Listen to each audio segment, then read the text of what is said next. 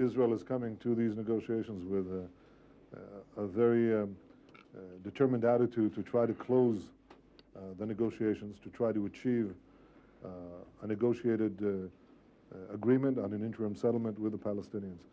We obviously have our concerns. You saw that we had a car bomb attempt in the middle of Jerusalem, and thereby you can understand why we insist that the Palestinians carrying out their responsibilities, first of all in fighting terrorism, and why our concern with the security.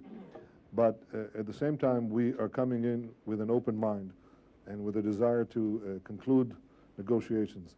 I call on the Palestinian Authority to engage with us continuously, day and night, in negotiations, including at the highest levels, in order to conclude an agreement. It's needed for both sides. I think it's needed for peace. I think we've narrowed the gaps. There are some bridging proposals that have been raised, bridging ideas, perhaps I should call them, by the United States. We have some of our own. Maybe the Palestinians have some of their own. With goodwill and determination, it's possible to achieve an agreement soon. For that to happen, we have to negotiate continuously and rapidly and at the highest levels, and not engage in either polemics or in theatrics of creating artificial impasses in the negotiations. This should proceed continuously, day and night, to conclusion.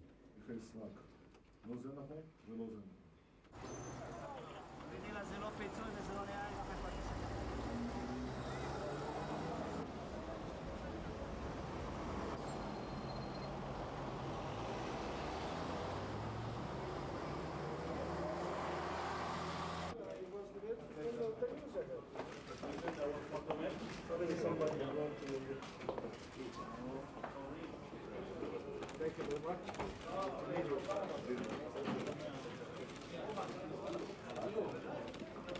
No, this was...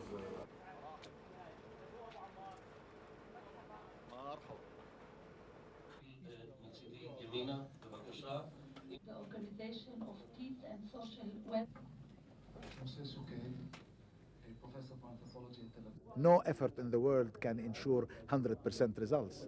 And we are really sorry that there are people who are still preparing activities like this on both sides.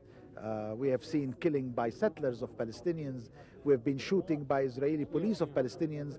More Palestinians were killed by these accidents than the 3 killed by Palestinian violent action the last 9 months. What happened today is something we condemn, is something we are doing our best not to have and to prevent before it activates itself. The American administration floated an American initiative that has been going on for 6 months. This is coming to an end with no results. But the Americans believe that maybe Mr. Mordechai today will tell us something that he has not told Mrs. Albright. On this very small chance, we are going. If Mr. Mordechai today declares that he is willing to live with the agreement and to implement it and start with this minimum American approach, it will be good news. I don't expect that, knowing Mr. Netanyahu's policies, how he's violating these agreements, and nevertheless we are going. At the end of that meeting, the Americans should really know if there is hope or if there isn't. Hello.